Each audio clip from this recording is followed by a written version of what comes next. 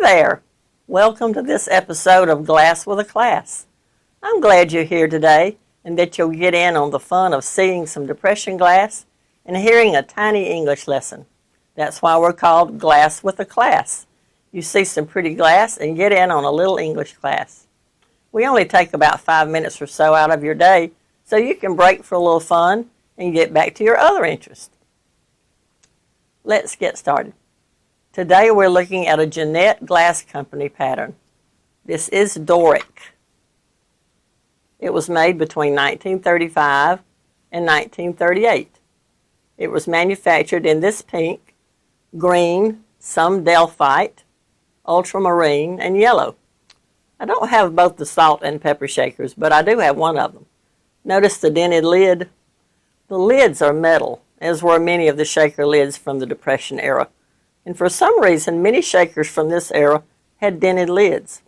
I don't know what people did to them to cause so many of them to be damaged like this.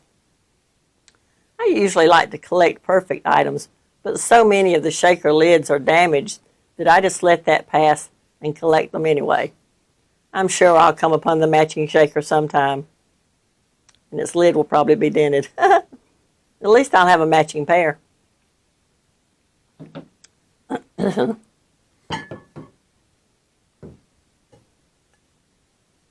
This is the 10-inch cake plate on 3 legs or feet. Isn't it pretty? I'm not sure why it's called Doric, but it does have a pretty design.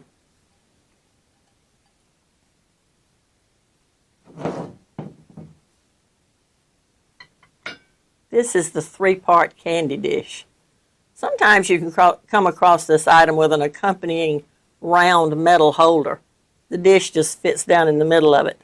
It's about this big around. In the 1970s, an iridescent one was made. It looked something like this, but not exactly. This is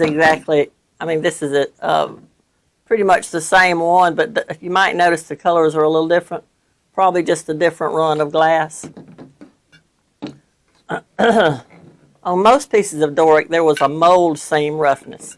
Remember, this was glass that was inexpensively made and many times was a giveaway item at stores, theaters, and gas stations. So perfection was not the goal, just beauty and practicality. And the last piece I have here is the creamer, the Doric creamer. And I need to get the sugar bowl. Let's leave our Doric friends here and move on to our very short class portion of this episode. I'm sure you've eaten meats or vegetables that have been marinated. If you want to add flavor or moisture or tenderize meat, you might want to marinate it, usually with a seasoned acidic liquid.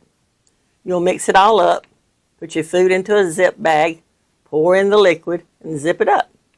You'll put it in the fridge for several hours or overnight. What you're marinating the food in is a marinade. Aren't those the same word? Well, actually, no, they aren't.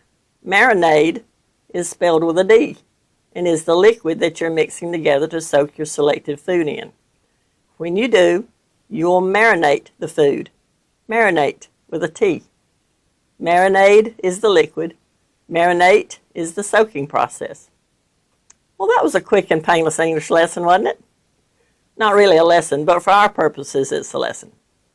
Interestingly, when I went to look in the Bible for something that fits with today's episode, I didn't find marinade or marinate or Doric there, but I did find that the Bible has been translated into a Scots dialect called Doric, a dialect that is spoken mostly in the northeast corner of Scotland.